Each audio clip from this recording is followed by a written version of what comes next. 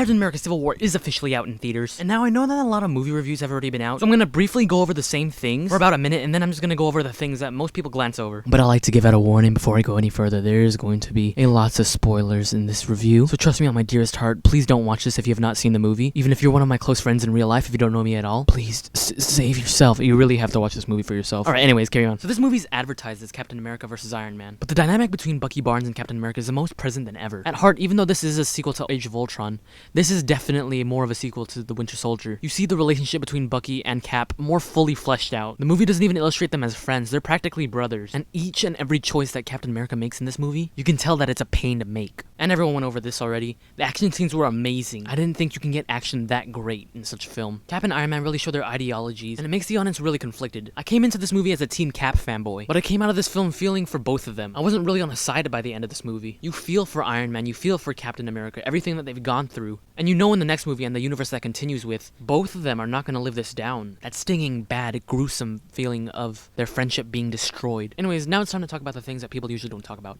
Let's go over the characters individually. Wanda Maximoff is given more character than she was given in Age of Ultron. She's the catalyst as to why the Sokovia Accords was made, along with Crossbones. You do get to see some side of her true nature in this film, how reckless she is, and how sometimes her powers can be uncontrollable. In fact, in one part of the film, Cap points out that she's just a kid, and that totally fits her characteristics as shown through her actions. The Russo brothers really nailed it on this one. They're able to capture her loss. She's lost her parents, and she's lost her brother. Also, a quick side note, I think the reason why they killed Quicksilver was not just for climactic tension in Age of Ultron, but also I think he was just too much of an OP character that wouldn't be matched in Civil War. Okay, so by far, one of the hugest standouts of this movie was indeed Falcon. Sure, he made his debut in The Winter Soldier, but I easily saw him as a C-list character. The beginning scene in Africa really captures Falcon's unique ability. There were some moves I didn't even think was possible. When he somersaults with his wings, he folds it in, and he uses it as a shield. The action scenes in these Captain America movies, dude, they totally get it. After the second Avengers movie, it was a no-brainer that Vision was one of the strongest, if not the strongest person on the team. But in this film, it really looked like they downplayed his skill sets. That's not to say that he's still not OP, I mean, oh my gosh, that guy's OP. But showing off Scarlet Witch's powers really made the Vision look like a newbie. Especially that one scene when Scarlet Witch just buries him underground. And by the way, the dude looked kinda weird in the suit, don't you think? Though he was given more screen time in Age of Ultron, Hawkeye wasn't given very much in this movie. He just pops in to join Team Cap, and then he just gets thrown in jail. That's not to say his action scenes weren't as good as the others. I mean, the wombo combos he pulled off with Scarlet Witch and Ant-Man is très magnifique, oh. Ant-Man also doesn't get as much screen time. He only shows up for the airport scene, and then he just leaves. Well, he doesn't really leave, he just gets gangbanged by Team Iron Man. But he is given a moment to shine, just like Hawkeye. Even though they weren't given an equal amount of time, the quality of time spent with the character, that made up for it. In Ant-Man's case, it was when he turned giant. Like for real, when he turned big, the whole theater would just went, whoa, dude. This movie introduced the death of Peggy Carter, and we saw the emotion from Steve as he carried the casket. Although we lost that Carter, there was a new Carter in town, Sharon Carter. Well, she was in the previous movie, but her name wasn't really revealed. Maybe it was, I kinda actually forgot. But in Civil War, the relationship between Sharon Carter and Captain America is actually furthered into a romantic relationship. Which is kinda weird because, like, he got with her aunt, and now he's getting with the niece. Isn't the dude, like, over 100 years old? Yeah, you can say age is just a number, but I'm not saying I'm against it, but I mean, if you're into that, your choice, bud. I would say War Machine was given a tiny bit more screen time than Ant-Man and Hawkeye, and his shining moment was, ironically, is when he gets paralyzed. Ah, rest in peace. I saw the whole scene playing out too. When I saw Vision on the ground and Tony Stark communicating with him, I knew what was gonna happen after piecing together everything I've seen from the trailer. A yellow beam hits War Machine through the arc reactor, and he goes flying down, and that yellow beam came from none other than Vision. And after watching the whole scene play out, I was starting to think that they'd actually kill him off, but then common sense kicked in, and I knew that they wouldn't reveal it in the trailer if it actually happened. Black Widow, I'd say, was probably the weakest link of the Team Iron Man team, but holy crap, she kicked so much ass. The beginning fight with Crossbones and his thugs was outstanding. Her shining moment was escaping a grenade and just punching a dude 6 times in the chest in the same spot. And I felt like it was only for Black Widow, but each punch she landed, you really felt the bass in the movie theater. I know in post-production they add sound effects to make the punches look real and sound real and feel real. They did that for Captain America, they did that for Winter Soldier, they did it for everyone. But Black Widow's sound effects were unique. It's like the sound designers added a boom after each punch. The bass just flowed through your ears. And that couldn't have just been me, dude. I mean, I felt it. I felt the ground shaking. Now onto my favorite character, Black Panther. Oh my god! So this movie is basically an introduction to Black Panther. I found it a little weird, yet special, that they chose Civil War to make Black Panther's origin story. Because in the comics, T'Chaka's death is what causes T'Challa to become Black Panther. And apparently here, I'm assuming that he's been Black Panther for a long time, because how the hell did he get that buff and that fast so fast? But this guy can really book it. He was outrunning Captain America. And we all know in the beginning of the Winter Soldier, Captain America's pretty freaking fast. He ran 13 miles in 30 minutes. Boy, I can barely lap 1 mile in 13 minutes. So if a Panther's passing an Audi at 80 miles per hour, I wish you the best of luck, Bucky Barnes. They really did this character justice, and I'm not just saying that. They illustrate his enhanced abilities very well, and they integrate him into this film very nicely.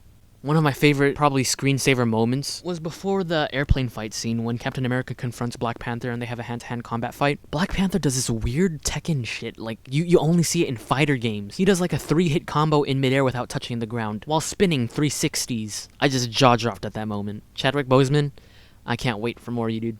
And the moment everyone's been waiting for is Spider-Man. The dude comes in very early than expected. I actually expected him to show up at the very end, but no, he was like a quarter to halfway through the movie in. And though Tom Holland was only on the set for a few weeks, he was in a good 20-30 minutes of the movie. And it's finally nice to say that this Spider-Man is the Spider-Man we've all been waiting for. Tom Holland has all the characteristics that Tobey Maguire and Andrew Garfield had, all the good ones, and getting rid of the bad. Well, that's how I see it. He got the Tobey Maguire's Peter Parker and mixed it with Andrew Garfield's Spider-Man. The Peter Parker we saw in Civil War was very nerdy and very poor. We saw his bootleg costume and his bootleg computers. He took turns giving jokes with Ant-Man, and it made that movie all the more enjoyable. Now, one thing I really want to talk about the Winter Soldier is his relationship with Falcon. The way I see it is that him and Falcon are kind of Captain America's best friend, and each scene that they're both in, I kind of see it as suggesting who is the better friend for Captain America. Now, of course, Bucky Barnes goes way back. Of course, he's his best pal, but that's not what I mean. This is actually harder to explain. Oh my gosh.